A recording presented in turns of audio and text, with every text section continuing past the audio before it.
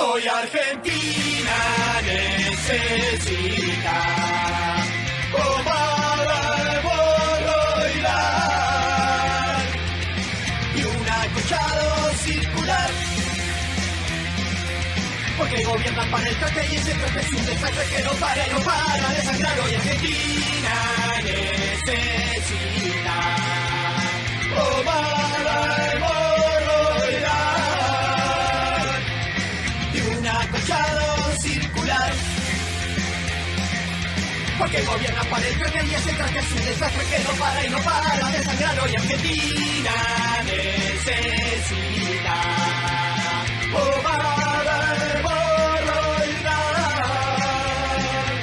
y ahora relajate porque viernes ya llegó.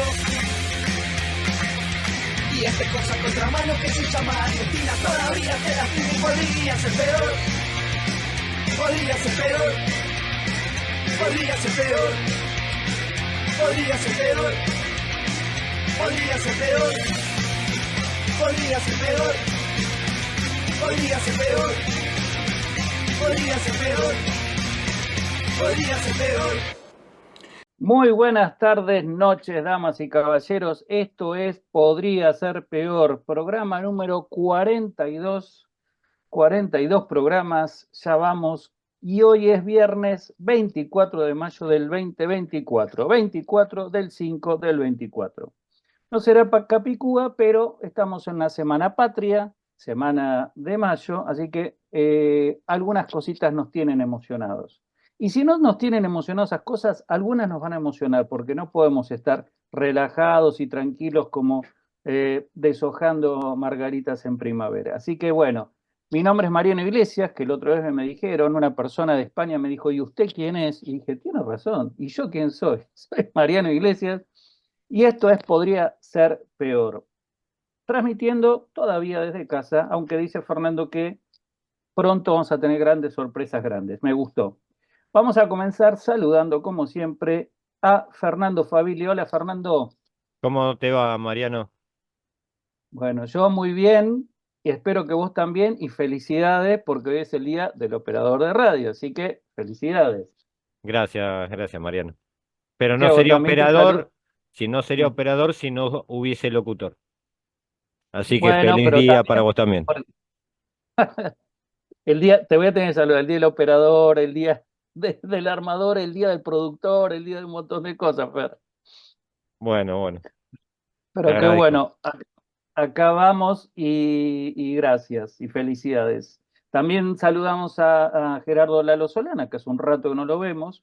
Es que estando acá desde casa, uno hoy agradece eso, porque con el frío que está haciendo, si tuve frío al mediodía, no, ahora terrible. Bueno, a Jessica Villarruel también, que se encarga de las redes y de la comunicación. Esta semana, a último momento, le estuve pidiendo cosas y ella siempre efectiva y veloz nos la pudo proporcionar. Y obviamente a nuestro padre tutor y encargado, Ariel Corbat. Así que, dado estos saludos, también aprovechamos a todos los que nos siguen a través, en este caso en TikTok, que me están siguiendo en mi cuenta, Mariano IG007. A los que nos están siguiendo a través del canal de YouTube de la radio, Radio Nueva Fuerza, y también a través del Space que está haciendo la radio en Twitter o X, como ustedes quieran. Para apoyos comerciales, escribir a marianoig22@gmail.com. Algún día me lo voy a aprender. marianoig22@gmail.com. Y a todos los suscriptores y a todos los que nos acompañan. Señoras y señores, la semana pasada fue para mí un placer poder entrevistar al periodista y amigo Ángel Montiel, pero fue una de las primeras veces que hubo una serie así como de repercusiones de distintos lados. Me escribió gente de Chile, de Uruguay, de España mismo, me dejaron algunos mensajes en mi WhatsApp, de acá de Argentina, y yo en algún momento me sorprendí y en otro momento me pareció como que no estaba entendiendo, así que me dediqué a escuchar, primero escuché 2 veces la entrevista y después los comentarios, y parecía como que de pronto había posiciones encontradas, y yo creo que con respecto a lo que hablábamos con Ángel, y yo creo que no es tan así. Yo creo que él es un excelente profesional, es un periodista de primera y obviamente mantiene una postura o intenta mantener una postura, digamos, no tan de, parcial como sí lo hago yo, porque para mí este es un programa de opinión y de análisis de actualidad. O sea, yo no estoy acá para informar que a las 4 de la tarde hubo, no sé, un accidente en la autopista, sino que elijo los temas de los 20.000 temas, elaboro qué quiero decir, cómo lo quiero decir, y obviamente está toda mi subjetividad y toda mi opinión. Así que dicho esto, sobre las opiniones, uno las les puede gustar o no, pero venir a cuestionarlas o a considerarlas malintencionadas, eso no aplica. Así que, dicho esto, yo sigo creyendo lo que mi propuesta que fue que el gobierno de España, el sanchismo, es lo más parecido al kirchnerismo y cada vez mucho más.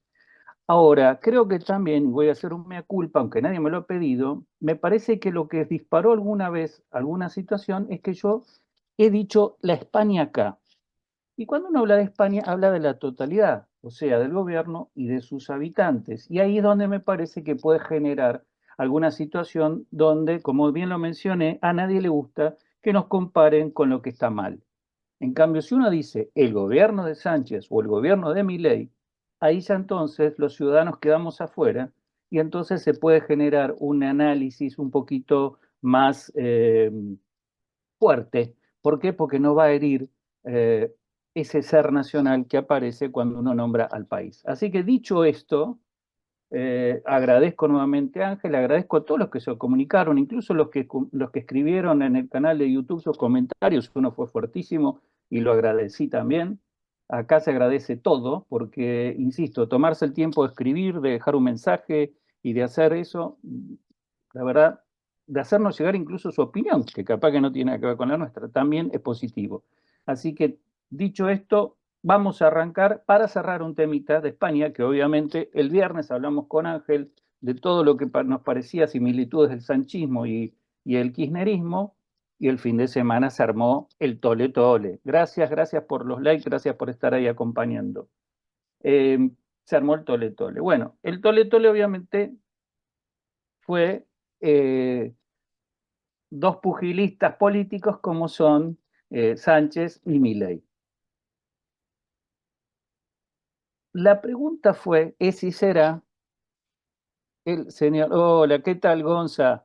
Gracias, qué amable por los regalos también. Bueno, mira, la pregunta es si será, si de pronto, ¿quién empezó, si el huevo y la gallina? Si había que hacerlo o no, si el viaje fue oficial o no, si fue dentro o no fue dentro de las condiciones de lo que puede afectar las relaciones diplomáticas. Y como alguna vez también escuché, si de pronto Milei habló de la esposa y habló de Sánchez o tiró sin nombrar y eso le daba el beneficio de la duda, lo cual es bastante infantil. Pero también se habló de eso. Es más, lo dijo Milei en una entrevista un día después de llegar de España que él no la había nombrado. Bueno, la cuestión es que el despelote estuvo, nos entretuvieron 3, 4 días con todo eso. La verdad, maravilloso lo que han hecho. Pasaron el dólar subiendo en Argentina, en España se mandaron la declaración de reconocimiento del Estado palestino. Y así en cada uno de los dos países, los dos gobernantes han hecho lo que han querido mientras todos nosotros estábamos viendo cómo terminaba esta batalla de colosos, verbal, de colosos, y una embajadora española en Argentina se volvía sin pasar, sin comer el último asado.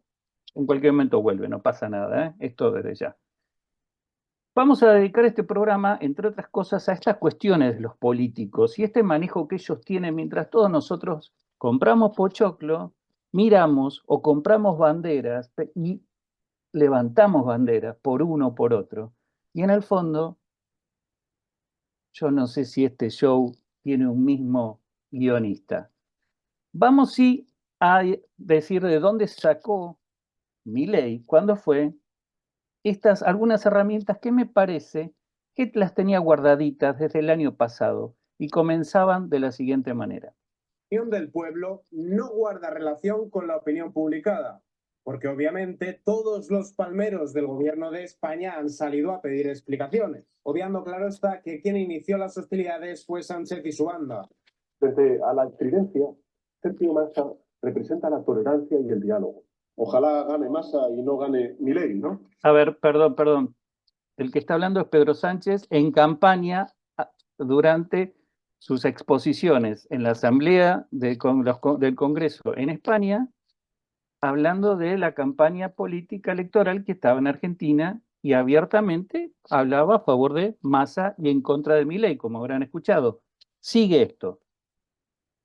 Pero Libertad, señorías, no es comprar y vender órganos, como hace el candidato al que ustedes defienden en Argentina, el señor Milei. he escuchado decir a un líder de extrema derecha en otra parte del mundo, en Argentina, Mire, a los fascistas, como Milei, a la derecha tradicional argentina, arrollada por el delirante discurso reaccionario de Milei.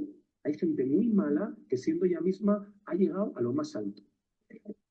Milei, por ejemplo, Libertad que concibe la derecha y la extrema derecha, es la libertad de Milei, es la libertad que entiende que poder vender un riñón cuando eres pobre para poder vivir es ser libre. cuando salió, no sé en qué estado y previa a la ingesta o después de la ingesta de qué sustancias, pero salió a decir aquello de ok.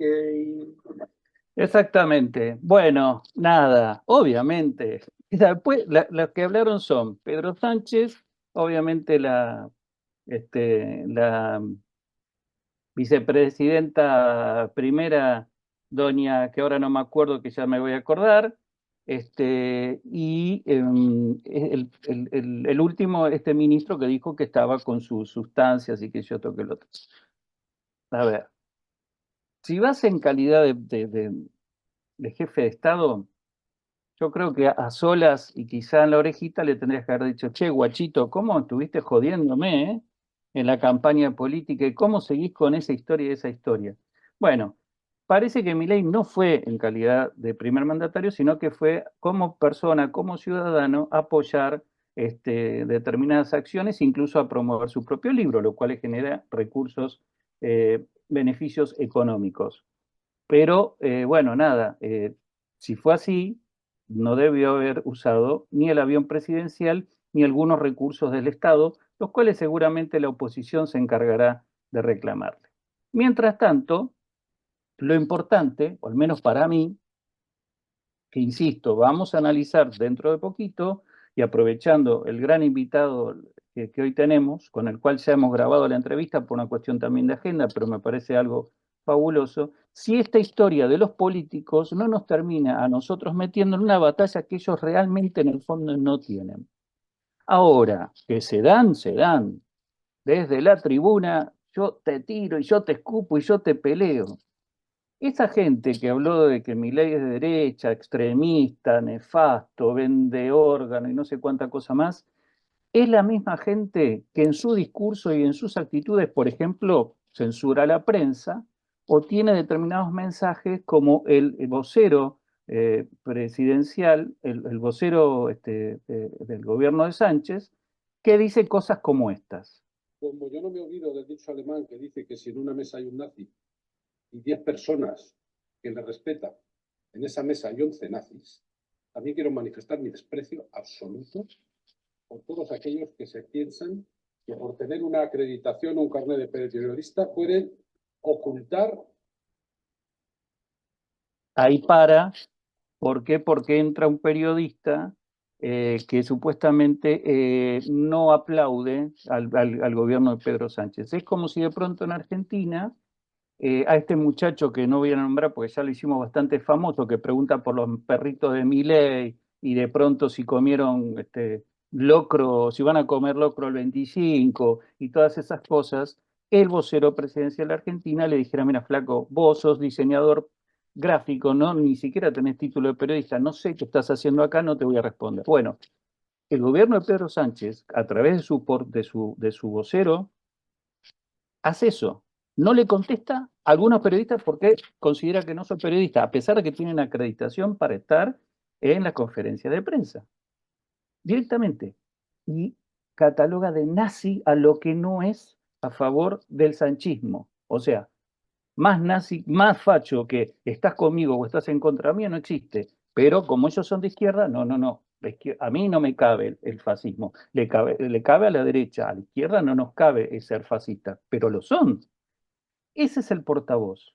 No nos alcanzó con eso y vimos qué pasa en la Asamblea de la Ciudad de Madrid, que ustedes saben que todo lo tienen como parlamentario el asunto, ¿no? Entonces va el alcalde, escucha a los legisladores de un lado, del otro, y el tipo tuvo que pararle la moto también.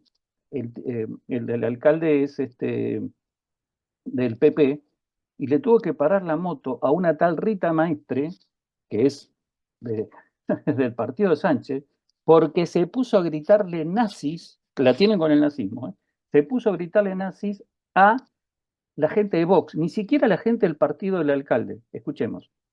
Como vuelva a llamarles a Señor- insultar a señor otros concejales que presidente. llamen. Señor presidente, la señora Maestre ha llamado nazis en reiteradas ocasiones a los concejales de Vox. Y yo le pediría, por favor, que rectificara, porque es una acusación gravísima. alcalde. Entonces, yo le pido, por favor, señora Maestre, de verdad, que una cosa es el debate y otra cosa es que usted llame nazis a un grupo Señor municipal, alcalde. como ha hecho aquí. Lo digo porque ya está bien. Señora Maestre, le llamo al orden por segunda vez. Si la vuelvo a llamar al orden, la expulso del salón de plenos. Si le llamo al orden por otra vez, la expulso del salón de plenos. No tiene el uso de la palabra. No tiene el uso de la palabra de momento. Señora Maestre, le agradecería que abandonase el salón de plenos. Venga, hombre, capaz que también dice que la echan por ser mujer, ¿no? Porque está muy cerca el discurso de la izquierda de esta idiotez, la tipa bate, les grita nazi, no respeta la autoridad del presidente del foro. O sea, ni la hija ni Cecilia Moró se anima tanto. Bueno, esta gente sí. Pero además vean cómo tiene esa cuestión el nazismo. O sea, o sos sanchista o sos nazi. Bueno, nada, después obviamente se sientan y toman café con leche.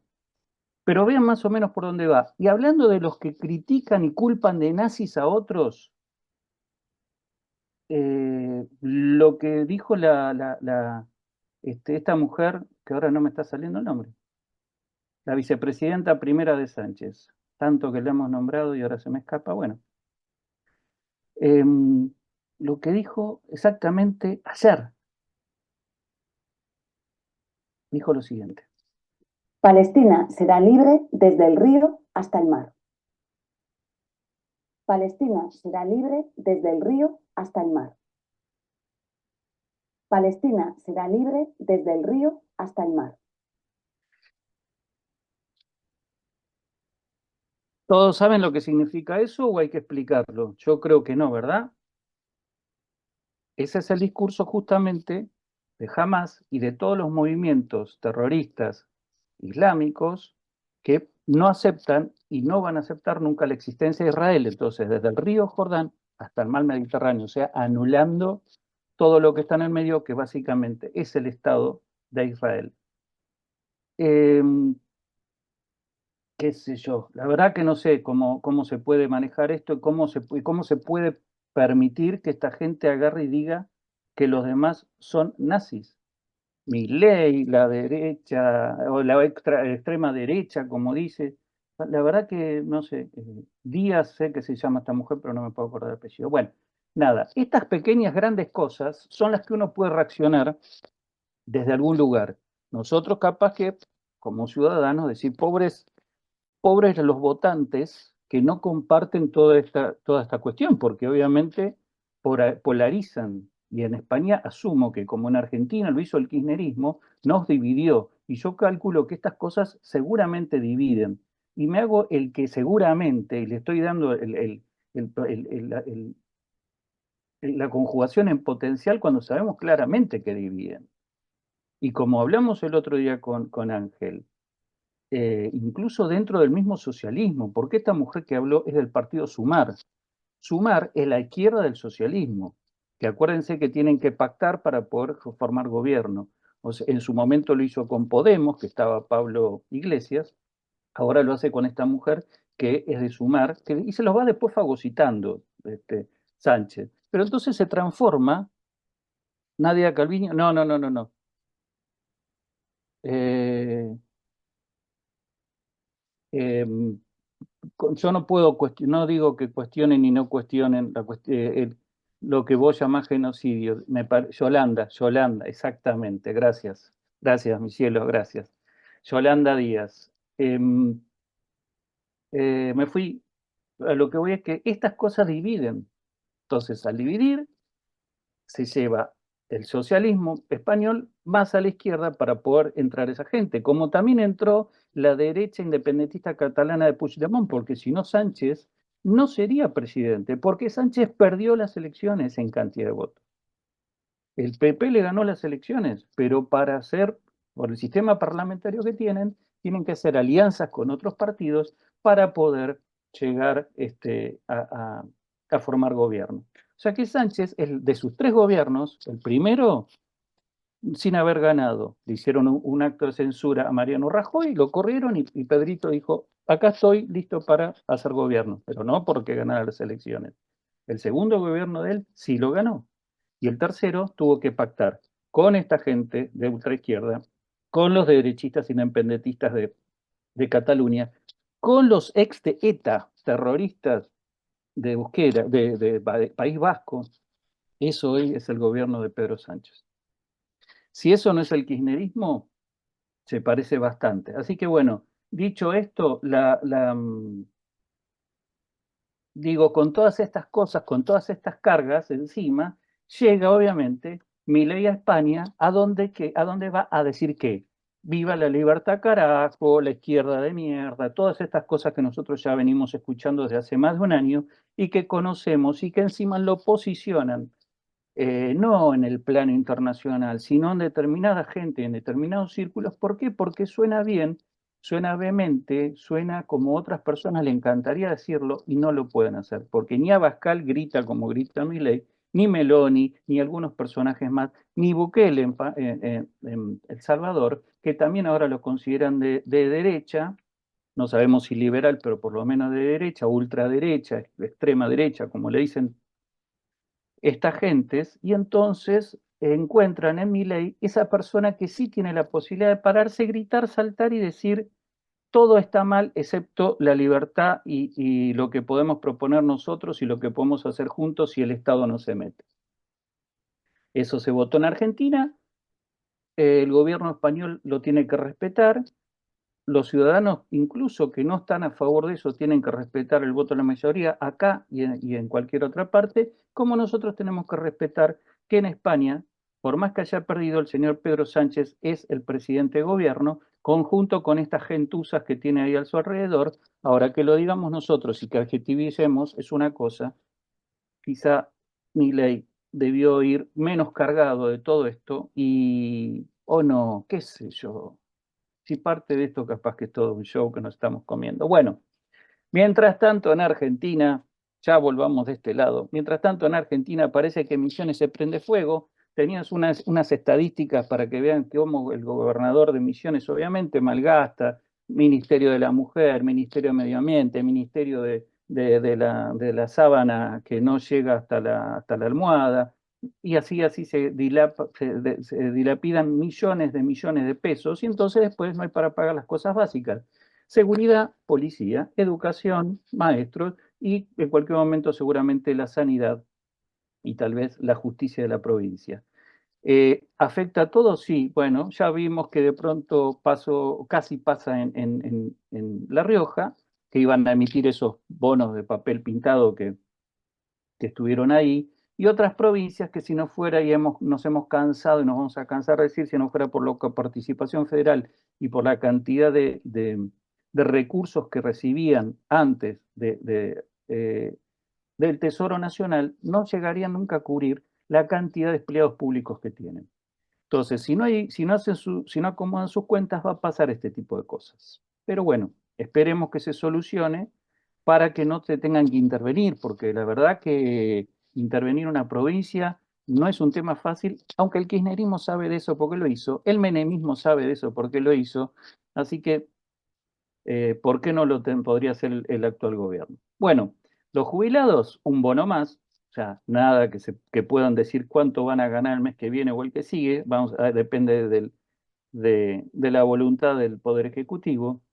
Marra lo sigue buscando a Grabois para seguir generando show en el programa de Bonelli y Alfano, parece que no no terminó. Y los mosquitos, que capaz que estos días que estamos casi en 0 grados se les ocurre ir y no siguen mutando y transformándose en esas cosas abominables que nos persiguen a pesar de tener temperaturas bajo cero. Mientras tanto, también nos preocupa que, nada, se liberaron los impuestos, han votado todos, todos significa también los legisladores de Libertad Avanza, para que el presidente de gobierno, el jefe de gobierno, Jorge Macri, pueda aumentar los impuestos de la jurisdicción de Cava como se le dé la gana. Feo, ¿no? Sobre todo para una persona que ya parece que no se olvidó de que es pavimentar las calles, ahora las bachea, como en el conurbano se bachea. Bueno, también otro que anda haciendo de los suyos es Kicillof, que no sabe si con Cristina sí, si con Cristina no, si ya es momento de largarse a candidatura, si mejor se calla, si los chicos de la cámpora sí, entonces se mete en territorios y haga, hola Vivi, ¿cómo estás? Hola a todos, disculpen que si no los estoy saludando. Quiero ir rápido para llegar a la entrevista que me parece muy sabrosa. Así que de pronto Kicillof anda ahí dando vuelta y juegan, paseando por todos lados, haciendo actos con gente que, por ejemplo, tiene, no sé, procesos por abuso sexual, como es el personaje de Chisito Espinosa de La Matanza. Hay que tener, hay que tener, hay que tener. Ahora parece que el colectivo de pañuelitos verdes de las artistas y nunca vistas hizo algún comentario en contra del señor. Era hora, ¿no? Era hora. Y todo eso pasa mientras nosotros estamos mirando qué pasaba entre Milei y Sánchez. ¿Me entienden por dónde voy? Complicado. Una sección que ya parece que se volvió el hit del verano es Yo no voté esto. Y en Yo no voté esto esta semana lo conocí viendo las cosas que pasaron en España. La verdad que lo tenía un poco por ahí escondido, pero resulta que se le ocurrió hablar como pobre al jefe de gabinete que fue a dar explicaciones al Congreso y parece que le quedan pocas horas en el cargo. Este señor Sánchez, también Francisco Sánchez, que es el secretario de culto, acompañó a Milei y se largó arriba del escenario de Vox a decir determinadas cosas sobre volver a la Santa Inquisición. Bueno, insisto, el señor es secretario de culto. ¿Estamos? O sea, podría, si fuese, no sé, qué sé yo, el encargado de agricultura, ganadería y pesca, plantear su postura personal respecto de la iglesia, respecto de esto, pero es el secretario de culto. Este secretario de culto se lleva mal justamente ha dicho cosas y se lleva mal justamente con las 3 principales religiones que existen en este bendito país llamado Argentina. Con el judaísmo se ganó la sospecha cuando en una entrevista con la joven Delfina Wagner habló de Soros y Rockefeller como parte de los poderosos sionistas que controlan el mundo. Obviamente no cae muy bien esa expresión, y menos cuando de pronto fuiste después nombrado secretario de culto o ya había sido nombrado. Después voy a buscar bien la fecha, pero decirlo dijo, así que la comunidad judía no le causó muy bien. En octubre del año pasado, todavía no tenía el cargo, se expresó contra la comunidad islámica al recordar la derrota de estos contra los ejércitos católicos en la batalla de Lepanto, diciendo que eso salvó el cristianismo y a Occidente de las hordas islámicas. Todos los números para ser secretario de culto. ¿Qué nos queda? Y nos queda el catolicismo. Bueno, entonces criticó el Papa por el nombramiento, hizo todo sobre el nombramiento que había hecho el Papa a Zaffaroni, que le dio, vaya a saber qué, una bula papal para que fuera por el mundo, sé que le dio, pero algo le dio, porque ustedes saben que el Papa se lleva bien con algunos personajes que, al menos que sean los que fueron salvados de las tinieblas más profundas, yo creo que son del infierno. Y entonces ahí lo criticó también al Papa, a lo cual después tuvo que sonreír y salir en la foto con todos los dientitos cuando Milei fue a ver al Papa a reconciliarse, también después de haberle dicho que era el representante del maligno en la tierra. Bueno, ahora se fue a España, este señor, Francisco Sánchez, secretario oculto, en el avión presidencial, con la plata de los impuestos de los argentinos, con viáticos que me gustaría saber dónde salieron, con gastos que me gustaría saber de dónde salieron, y criticó, entre otras cosas, el divorcio, el matrimonio igualitario, el aborto, y vaya a saber cuántos temas más que sinceramente hoy para la sociedad no creo que formen parte de la batalla cultural que se cansa y se recontracansa de decir el presidente Milei que tiene que dar y podemos llegar a entender. Ahora, si este señor, en vez de ser liberal, con pensamiento liberal, de corriente liberal, viva la libertad carajo y todo ese tipo de cosas, viene de tradición, familia y propiedad, de la época que Cosme Becar Varela en los 80 tenía la casa ahí en la avenida Figueroa Alcorta, está bien, capaz que insisto, como muchos de estos personajes que después fueron santificados por el agua bendita de las fuerzas del cielo, capaz que este es uno. Yo no me enteré, pero yo no voté esto. Señoras y señores, hablando de políticos y hablando de historia, la Semana Patria y la madre que la tiró, descubrí de casualidad un fantástico podcast que se llama Generación 94, que es producido y sigue siendo producido porque todavía no terminó, por el periodista de la revista Noticias, Rodis Recalt. Rodis se puso a trabajar en este tema, es una persona joven, confiesa en la entrevista que ahora van a escuchar ustedes, que en esa época él tenía 8 años, ojalá yo también, pero no, yo incluso voté en esa elección, así que digamos tengo unos recuerdos un poco más personales de todo lo que fue la Asamblea Constituyente para la Reforma de la Constitución de 1994. 305 legisladores fueron elegidos para cambiar, modificar, no cambiar, reformar, modificar la Constitución Nacional y pasaron cosas. Mañana 25 de mayo, además de ser fecha patria, se conmemoran 30 años del día que esta gente se sentó en Santa Fe y en Paraná para establecer la Constitución que hoy tenemos vigente. Así que, si les parece bien, primero vamos a escuchar cómo, a través de un tráiler, promociona nuestro colega Rodis Recalt este podcast. Ya recibimos al señor presidente de la Nación, doctor Carlos Saúl Menem. 1994 fue un año intenso para la Argentina. Diego Maradona jugó su último mundial. Se produjo el atentado contra la ANIA y también se reformó la Constitución. El convencional Raúl Alfonsín. Se ha dicho pacto de dos. El presidente Carlos Menem y su principal opositor, Raúl Alfonsín, sellaron un acuerdo conocido como el Pacto de Olivos. Esto permitió, entre otras cosas, avanzar con la reelección presidencial. Han sido elegidos para pensar el futuro. Pero hemos, a mi criterio, salvaguardado la paz política, señor presidente. Salvaguardar la paz política, decía Alfonsín al presidente de la Constituyente, de partir de un pacto. No vamos a entrar en detalle, yo les pido que compartamos. La verdad, a mí lo disfruté muchísimo poder realizarle esta entrevista a Rodis, así que vamos a escucharla juntos.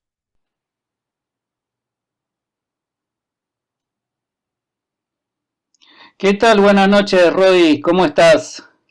¿Qué tal? Buenas noches, Mariano, gracias por llamar. No, al contrario, muchísimas gracias a vos por tu tiempo, por esta posibilidad que nos das de compartir algo como recién estuvimos mostrando, que fue el tráiler de este proyecto que a mí me llamó la atención y me parece muy importante, ya te felicito, que es Generación 94. Así que gracias. Lo primero que te quiero preguntar es cómo te surgió este proyecto. Mirá, yo soy de Río Negro, de un pueblo que se llama Ingeniero Jacobasi, y por ser de Río Negro y al trabajar de periodista, un día me contacto con Horacio Masachesi, que fue el gobernador de la provincia. Nos ponemos a charlar, generamos un vínculo, una amistad. Cada vez que viene a Buenos Aires me escribe y me dice: estoy en Buenos Aires, estoy en La Biela, vamos a tomar un café. Y para charlar un poco de política, de actualidad, nuestras conversaciones siempre rondaban alrededor de los temas actuales él tiene una mirada histórica, una mirada desde un radicalismo que ya prácticamente no existe, y yo siempre notaba que en sus relatos, en sus conversaciones, siempre la Convención Constituyente estaba presente, ¿no? Siempre tenía alguna anécdota de la Constituyente para contar. Sí. Y empiezo cuando empieza a contar, un día tiene una anécdota con Cristina, otro día una con Alfonsín, otro día una con Rico, otro día una con Duhalde, otro día tiene una con Menem, con Chacho Álvarez, con Adolfo Rodríguez Sá, con una serie de figurones de la historia reciente de la política, que él empezó como a atrapar la idea de que todos convivían juntos en una misma ciudad durante 3 meses. Entonces, eso fue lo que me enganchó de esta historia. Y él siempre tenía una mirada como la constituyente, que él lo dice después en el reportaje que le terminamos haciendo para el podcast, decía que la constituyente había sido como un pivot, ¿no?, de la historia política de los últimos años, porque hay un traspaso generacional. Los dirigentes que venían de la década del 80, del 70, los que habían vuelto a recuperar la democracia, sí, se empezaron a vincular con las generaciones que fueron protagonistas en la política del siglo XXI, ¿no? Y entonces a mí me gustaba esa idea de que todos sean conocidos para el público. No era la Cámara de Diputados en la actualidad o la Cámara de Senadores. Vos siempre tenés, ponele con toda la furia, 10 senadores, 10 diputados que tienen una alta imagen. Bueno, acá cuando mirás la constituyente te encontrás 60, te puedes encontrar 50, 60 dirigentes que la gente conoce de algún lado de la historia, de algún punto de la historia. Entonces me interesaba esa idea de poder conversar con todos ellos. Yo en ese momento, esta idea surge hace, te diría, 4 o 5 años, fue antes de la pandemia. Ajá. Como un libro. Yo le decía a Horacio, digo, esto es un libro que hay una generación acá, la generación del 94, que se puede contar la historia de todos ellos y contar este proceso político. Bueno, pasó una pandemia, yo fui padre, el ritmo de la vorágine de la coyuntura de la actualidad en la revista me fue comiendo el tiempo, y llego al 2024 sin siquiera haber conversado con una editorial. Claro. Entonces, viste que a veces en la vida hay cosas que no se dan por algo. Sí. Hoy, viendo cómo está funcionando el proyecto, claramente este fue el mejor camino para contar esto. Sí. Fue la mejor plataforma, porque un libro hubiera sido un bodrio y nadie lo hubiera encarado, tampoco, ni siquiera lo veía en una librería. Me iba a comprar un libro sobre la constituyente. Entonces, me pareció que hacer un podcast iba a ser una solución fácil, moderna, atractiva. Entonces lo encaramos con un amigo y dijimos, vamos para adelante, invertimos, compramos los micrófonos, compramos una consola, y vamos por la vida charlando con constituyentes. Vamos a las casas de ellos, a sus oficinas, a donde ellos estén, Sí. A grabar un reportaje de casi 1 hora para hablar de la constituyente. Cabe mencionar que en el podcast, obviamente, ustedes van a escuchar las voces, las entrevistas grabadas, específicamente las voces, pero Rodis también lo hizo audiovisual. Y entonces, y lo está subiendo a través de las redes, ¿verdad, Rodis? O sea, yo lo vi a través de tus redes y demás.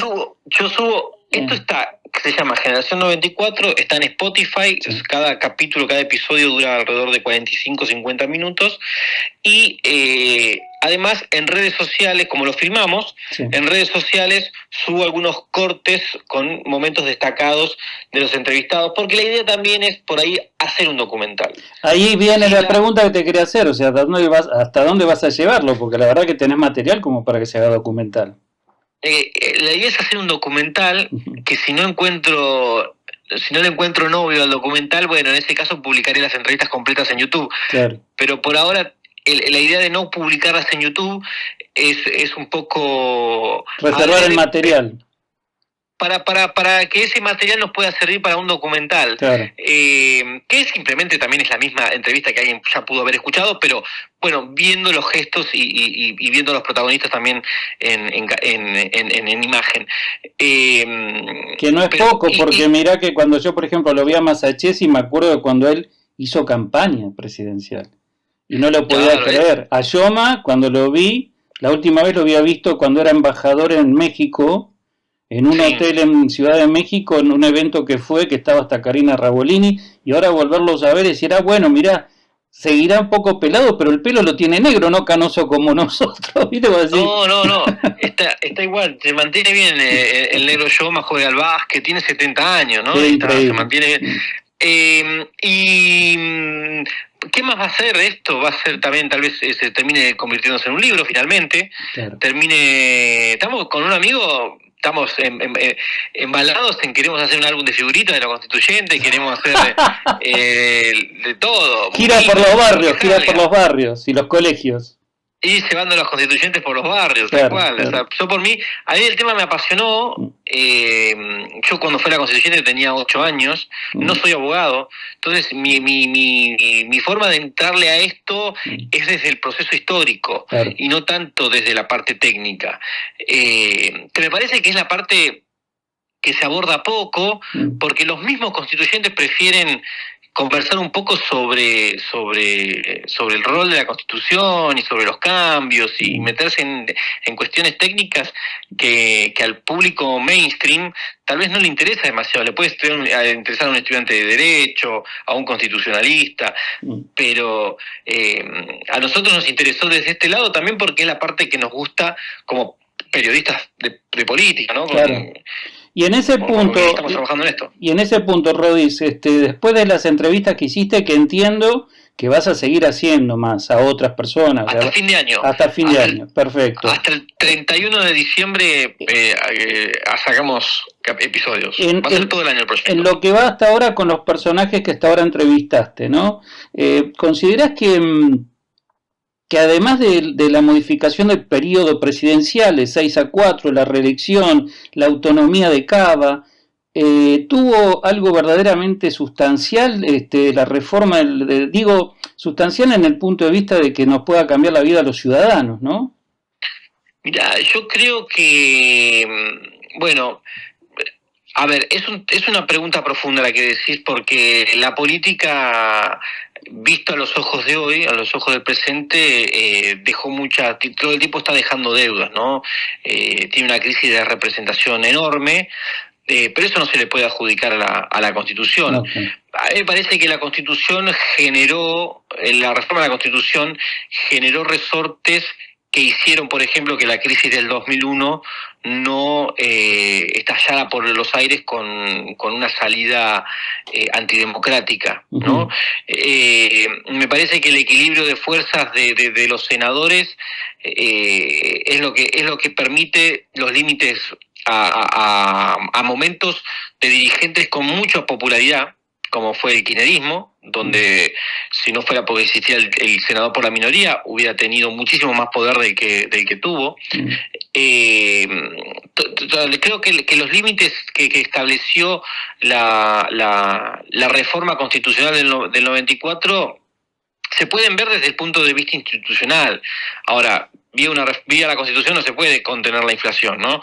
Claramente eso que es lo que a la gente lo afecta realmente. Sí, pero mira que mi pregunta también fue en base a que yo, que la viví con más años, aquel proceso, recuerdo que bueno, indudablemente la base fue plasmar el Pacto de Olivos, el núcleo de coincidencias básica, creo que se llamó así.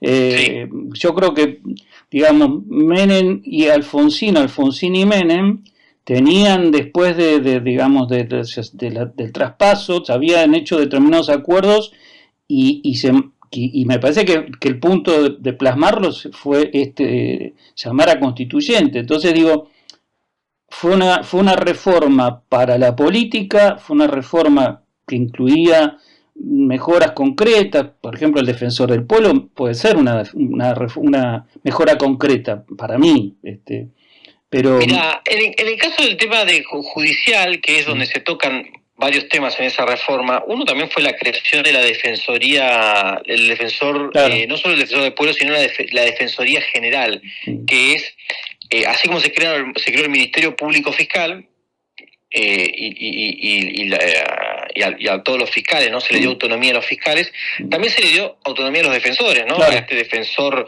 oficial que cualquier persona puede tener en caso de que tenga un proceso judicial por delante. En el caso, te voy a poner un caso puntual de cosas que a la gente le cambió la vida. Los amparos en temas de salud. Ahí está. Cuando una persona tiene un problema de salud y su obra social no quiere responder, tiene que presentar un amparo ante la obra social. Entonces, si una persona no tiene el dinero para contratar un abogado, bueno, tiene la posibilidad de acceder a un defensor público que le permite llevar adelante ese proceso judicial en el caso de una demanda contra una obra social, ¿no? Para la cobertura de un medicamento, para la cobertura de una operación, lo que sea. Esa garantía, ese derecho, se consagró en esa reforma constitucional, ¿no? Eso es uno de los puntos, si querés, que a la gente les cambió un poco la vida, porque antes, bueno, sino el que tenía plata, solamente el que tenía plata y el que tenía la capacidad para contratar un abogado podía tener alguna solución judicial en temas de salud. Y te digo cosas más también, ¿no? Que uno ve como para la política. La política perdió algunas cosas. Vos vas a decir, bueno, eso a quién le importa, pero el mandato del senador De 9 a 6. Eran 9 años antes. Sí. Eran 9 años, o sea, hasta antes del 94, hasta hace muy poco, hasta hace 30 años, un senador podía estar 9 años como senador, y su elección era desde la legislatura provincial. Es decir, los 2 senadores que tenía Santa Fe los elegían las legislaturas provinciales. Entonces, lo que cambió acá es que ahora son 6 años y son con elección directa. Eso también le permitió democratizar un poco hacia la sociedad para que cualquier ciudadano, más o menos popular, pueda tener la posibilidad de tener una senaduría y no quedar rehén del partido político que gobierna la provincia, que tiene su mayoría en la legislatura provincial, ¿no? Me parece que te vas a quedar pensando sobre la pregunta de Tice, ¿no? Sí. No, es que hay un montón de casos. Bueno, la reducción, el cambio del mandato presidencial de 6 a 4 también es un poco lo que hay en el mundo, ¿no? Sí. O sea, lo que tuvo la Constitución, el cambio de la Constitución, es que también se modernizó un poco en base a lo que había en otras partes del mundo, y bueno, lo que todos destacan es la inclusión de los tratados de derechos humanos con rango constitucional, que eso era totalmente novedoso y pasó primero en Argentina. Después te voy a contar una de las cuestiones que se generó entre la ciudadanía en aquella época. Nos acordábamos, era la cantidad de veces que se va a tener que votar, y de hecho la constitución, la constituyente del 94 vino en el medio de las elecciones del 93 y de la del 95, o sea que era otra vez a votar, ¿entendés? O sea, qué bonito, una generación obviamente que nos encantó poder votar, pero ya, viste, no se pasen tampoco porque había una vida, ¿no? Pero bueno. Y además tenía muy mala prensa la constituyente. Por eso a mí me divierte, me interesa mucho conversar con ellos, porque a la convención llegaron todos los que llegaron, que esto que te digo, son todos famosos, son todos políticos célebres, célebres en el sentido de que son conocidos, ¿no? No que sean positivamente célebres, sino que son personas muy conocidas.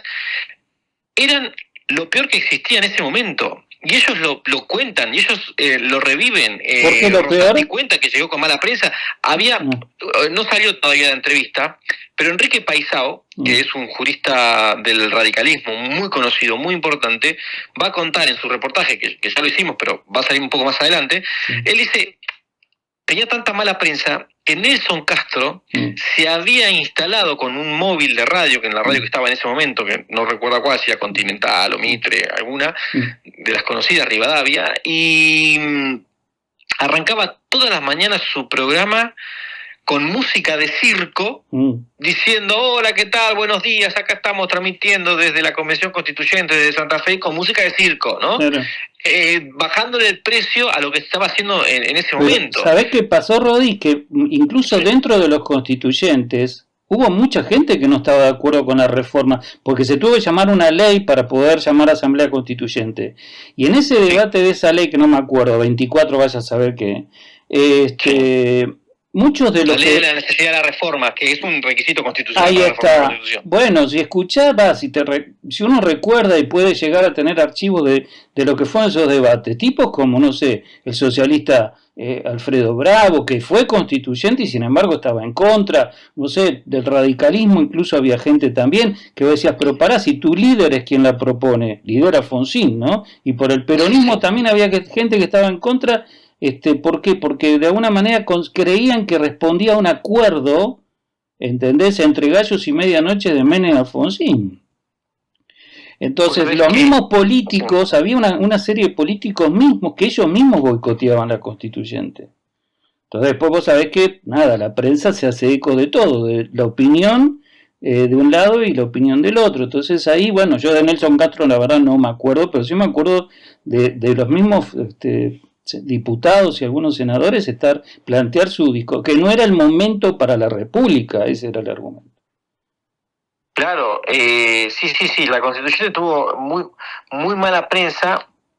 Guilita Carrió, que era radical, que era el constituyente por Chaco, por el radicalismo, ella tiene un discurso contra el núcleo de coincidencias básicas, porque bueno, tenía el tema del DNU, facultades delegadas, que estaba dentro del núcleo, y los discursos más, los que yo he visto, que me parecieron interesantes, Chacho Álvarez, que fue un destacado constituyente y que sale de ahí, aliado de la Rúa, porque también lo interesante que tiene, y te hago un paréntesis, lo que tiene esta constituyente es que tuvo mutaciones que arrancaron en la constituyente, tuvo inicios. Guilita Carrió, el kilómetro cero de la vida política de Guilita Carrió es la Convención Constituyente. Claro.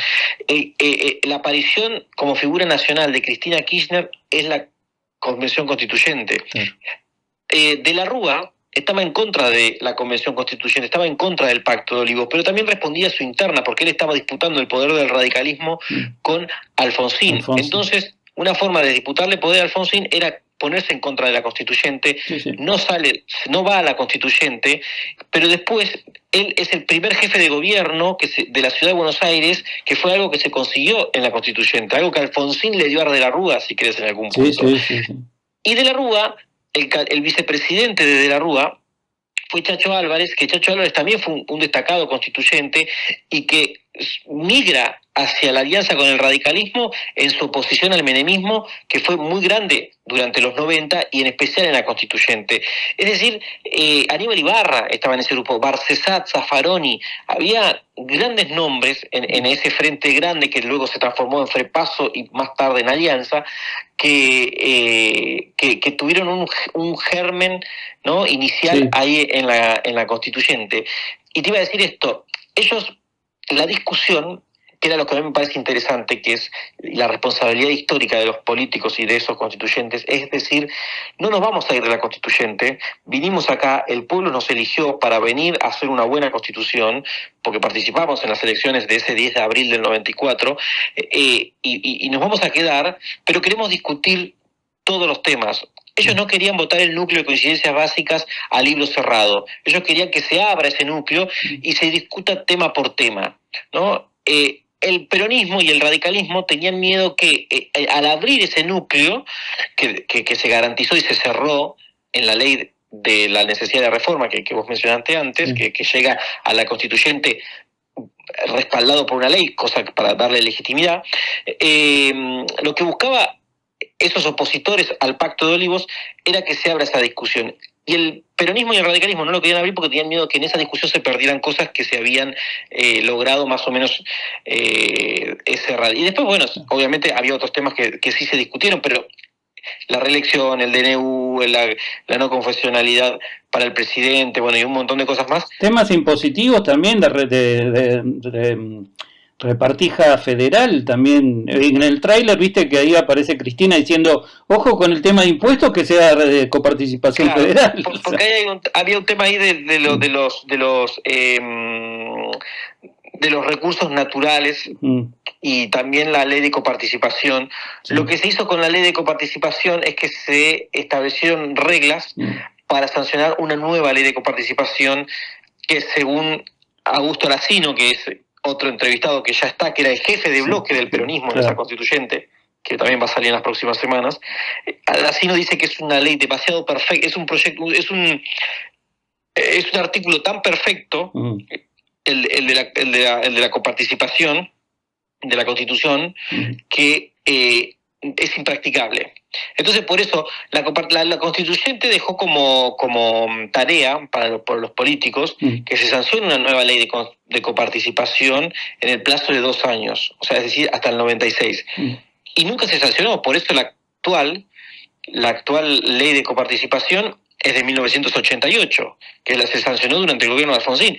Con modificaciones, porque se tuvo que agregar a Tierra del Fuego como provincia, que antes era un territorio nacional, y acaba. Que pasó, claro, pero no un acuerdo, digamos, total de las 24 jurisdicciones, para decirlo, con la más nación. Déjame que te haga otra pregunta, Rodi, porque, porque además si no te voy a tener hasta mañana y a mí me van a echar. Mirándolos, recién hablabas de gente que pasó el plano provincial, digamos, de alguna manera, al plano nacional. Quería hacer rápido la cuenta, pero sabes que en vivo las cuentas no son buenas de hacer. ¿Cuántos presidentes salieron de esa constituyente? Pero de los 305 diputados constituyentes, y pensando que pasaron 30 años ya de aquella época, pensaba que la mayoría de ellos siguen en política. Y los que no es porque fallecieron. Y después tenemos 1, 2 o 3 casos. Después todos siguen de alguna manera bastante vinculados y en actividades, a veces menores o mayores, pero siguen en la política y en muchos casos con cargos políticos concretamente. Entonces ahí, volviendo a la actualidad, ya que estamos en el 2024, pregunto si esto no será un poco lo que tanto permitió que Milei impusiera el estigma, ¿no? El lema de la casta política, que 30 años después seguimos diciendo los mismos nombres.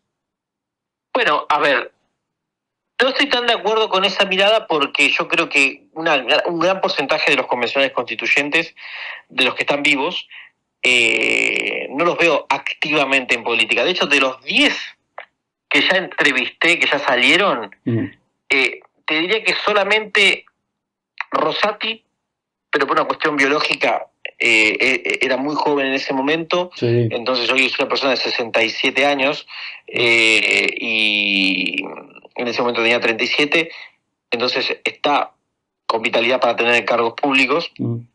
Eduardo Valdés, pero después Jorge Yoma está retirado.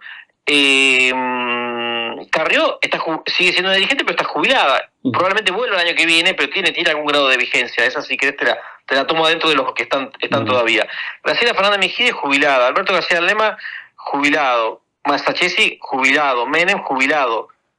El Cotino Silva, que no fue constituyente, pero fue muy protagonista en esos años con el Pacto de Olivos, no tiene cargos, pero tiene algún rol, si querés, como padrino de Lustó, Jacobiti, bueno, y ese radicalismo de evolución. Cristina Kirchner sí tiene una vigencia, pero Cristina Kirchner tal vez está entre las excepciones de esa constituyente que hoy todavía tienen una gran vigencia, ¿no? Sí. Al igual que Rosati o Carrió, que son como los más importantes. Después, Adolfo Rodríguez A, el año pasado terminó su mandato como senador. Juan Carlos Romero, sí, todavía sigue siendo senador. Pero no, sin esquivar el bulto de tu pregunta, me parece que parte del éxito de Milei es porque, bueno, esta clase política que nos gobernó no pudo terminar de ordenar las cuestiones económicas de Argentina. La Convención Constituyente ordenó un poco la Argentina en materia institucional, claro, pero en materia económica, bueno, sí, sigue siendo una cuestión, un problema que todavía al día de hoy es un nudo muy difícil de desatar, ¿no? Reclamos históricos que arrastran incluso antes de la vuelta a la democracia. Por eso a veces cuando se pone el foco en endiosar a un periodo o demonizar otro, a mí me preocupa esa lectura tan... Sí. A tu pregunta, así como el 94 fue un trasvasamiento generacional en la política, el 2001 fue otro. De hecho, muchos dirigentes que en el 94 habían tomado el mando, ¿no?, de la política, se quedaron a mitad de camino en el 2001. Chacho Álvarez fue un caso. Chacho Álvarez es una persona joven todavía. Y otro tantos más que en el 2001 desaparecieron, ¿no? Me parece que en este momento también estamos frente a un recambio generacional. Milei trae a la política un recambio generacional que probablemente en las próximas elecciones sigan apareciendo dirigentes nuevos que sean los que tal vez terminen teniendo protagonismo y estén en las primeras filas los próximos 30 años, ¿no? Como esto que vos decís, ¿no?, que está sucediendo ahora, que hace 30 años vemos los mismos nombres. Bueno, me parece que estamos viendo el inicio de los próximos 30 años. Para los últimos minutos y la última pregunta te voy a compartir unos datos de color. A ver. El fiscal Estracera iba sexto en la lista de la UCR por Cava como candidato y no logró entrar. Zaffaroni entró como candidato por el Frente Grande. Sí. Adelina D'Alessio de Viola y Alberto Albamonte no llegaron como candidatos de la UCD, sino del Partido Justicialista. La UCD solo ingresó al Sogaray y a 3 más como partido, ¿no? La Unión de Centro Democrático. Cuando Adelina y Albamonte... Germán Cámara. ¿Cómo? Entre esos. Germán Cámara. Sí, de Córdoba, ¿no? Cámara era de Córdoba, exactamente. Córdoba, que fue intendente de Córdoba. Salió de la Constituyente como candidato a intendente de Córdoba. Claro, pero vos fíjate que tanto Albamonte como Adelina empezaron en la UCD y terminaron en el 83, empezaron en la UCD, y ya en el 94 estaban en la lista del Partido Justicialista, directamente. Otro dato, Matilde Menéndez, la famosa Matilde Menéndez, que era la número 2 de la lista justicialista por Cava, ganó pero no pudo asumir por la denuncia que tuvo de corrupción en el PAMI. Por eso entró el octavo, que creo que era Peña en la lista, cuando el justicialismo de Cava metió 7, pero ella no pudo nombrar. Rosati, el hoy presidente de la Corte Suprema, entró como candidato al Partido Justicialista, como entró Maqueda, también otro miembro de la Corte. Sí. Bussi, el partido de Bussi, con él a la cabeza, colocó 7 constituyentes, 5 por Tucumán y 2 por Jujuy. Fue la quinta fuerza. Tremendo. La cuarta fue Modín, que metió 21 constituyentes. ¿Qué fue el Modín para las jóvenes generaciones? Fue el partido de Aldo Rico. Sí, totalmente. Y después con esto es color puro, esto lo mandamos al programa de los chismes. Matrimonios constituyentes. Palito Ortega con Evangelina Salazar. Sí. Néstor y Cristina y casi Chiche y Dualde. Entró solo Dualde, Chiche se quedó afuera. Está muy bien, me gustaron esos datos. Estos datos de color para que de pronto acerquemos no solo a los que recordamos todavía aquellas épocas de transformaciones, sino a las nuevas generaciones, que por eso felicito tu formato de podcast, porque yo creo que son capaces mucho más de escuchar que de leer. Y ojalá también lo lleves a audiovisual, porque me parece que tenés un material y una iniciativa y un material y gente realmente que tiene mucho para decir. Y en ese que tiene mucho para decir, te hago la última pregunta, que es la que me hizo sonreír cuando escuché las entrevistas y después me hizo pensar. Me pareció recontracurioso, porque no sé qué adjetivo ponerle. Recordar que en aquella época, como en todas las épocas, los partidos peronistas, radicales, socialistas, conservadores, la UCD contra el radicalismo que lo consideraba el comunismo armado. No se habla, el único que se hablaba de liberal era de la UCD, por eso te digo que un poco el Partido Republicano, creo que estaba el PAN por ahí todavía boqueando, etcétera, etcétera, y todos los hemos visto como siempre los hemos visto, litigando, como adversarios políticos y tal y tal. Y cuando escuché las entrevistas, me di cuenta que eran como miembros de un club, ¿entendés? Que compartían el restaurante, el taxi, el Uber, no sé, bueno, el Uber no, pero el remis, se hacían jodas como la que cuenta Yoma que le hizo Alfonsín. Y ¿sabés qué me preocupó? Que eso debe existir y coexistir permanentemente, pero los ciudadanos, como no lo saben, levantamos esas banderas de adversidad y las llevamos a niveles que los políticos realmente no lo viven así. No, tal cual. A veces es una respuesta a la demanda social, y lo que tuvo esa constituyente es que había como decía Rosati, una vocación de concordia, una vocación de llegar a un acuerdo. Y te lo pongo como ejemplo el tan denostado Pacto de Olivos, ¿no?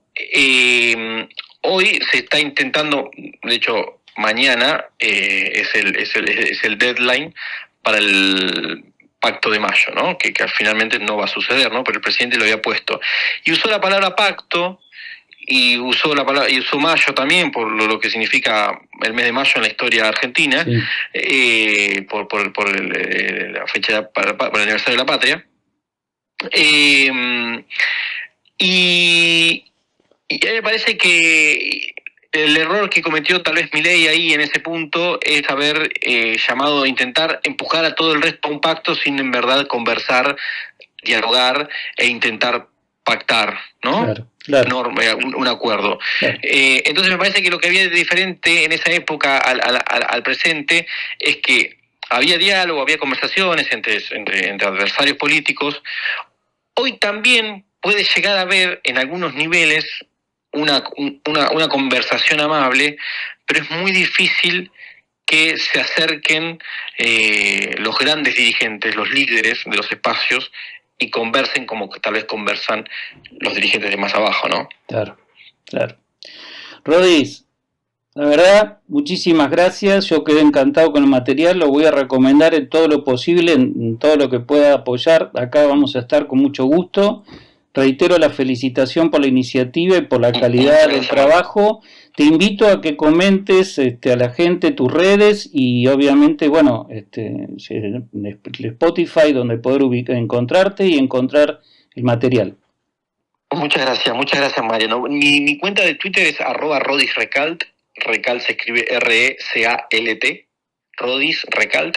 También me pueden encontrar así en Instagram y en TikTok, que es donde yo estoy subiendo el contenido audiovisual del podcast. Y el podcast lo buscan como Generación 94 en Spotify, y ahí pueden escuchar mientras van a correr, mientras en un viaje en auto breve, o mientras están a la mañana, en vez de poner la radio, ponen una linda entrevista a un dirigente político para conversar un poco sobre un proceso político histórico que es reciente.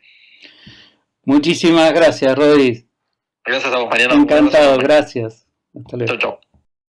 Así terminaba para mí una entrevista que me dio mucha satisfacción hacer y que se los recomiendo. Ya él lo dijo, le dimos la oportunidad que lo pudiera repetir.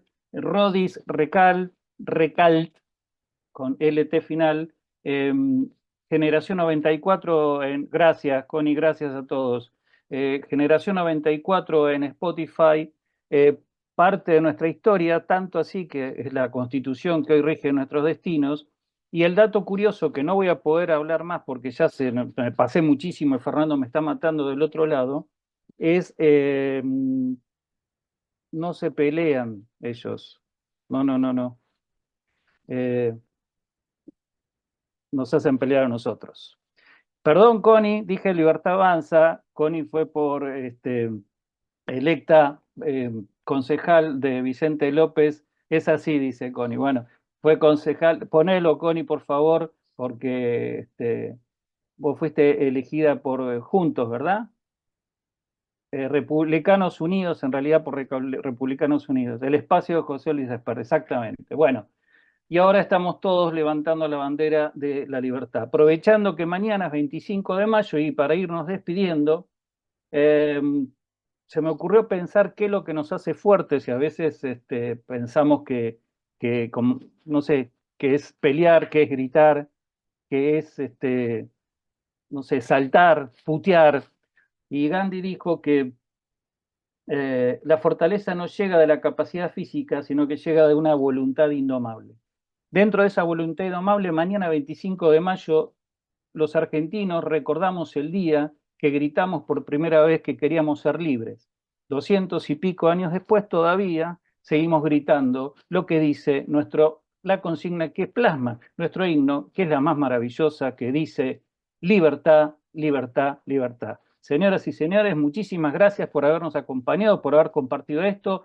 Todos los que quieren ver el programa entero lo pueden ver en el canal de YouTube de la radio, radionuevafuerza.com. Ya en un ratito, Fernando, apenas termine los otros programas, lo sube, lo acomoda, lo pone más prolijito para que quede mejor y no se me vea tan guaso como soy. Y desde ya les agradezco a toda la gente que está en TikTok, les mando un fuerte abrazo, gracias por haber acompañado. Los espero el viernes que viene, si Dios quiere, a todos, a las 19 horas Argentina, 7 p.m. para los que están en el exterior, y como siempre que tengan una muy feliz semana. Chau, chau, chau, chau, chau. Hoy Argentina necesita pomada de boroidal y un acolchado circular. Porque gobiernan para el traste y ese traste es un desastre que no para y no para de sangrar. Hoy Argentina necesita pomada de boroidal y un acolchado circular.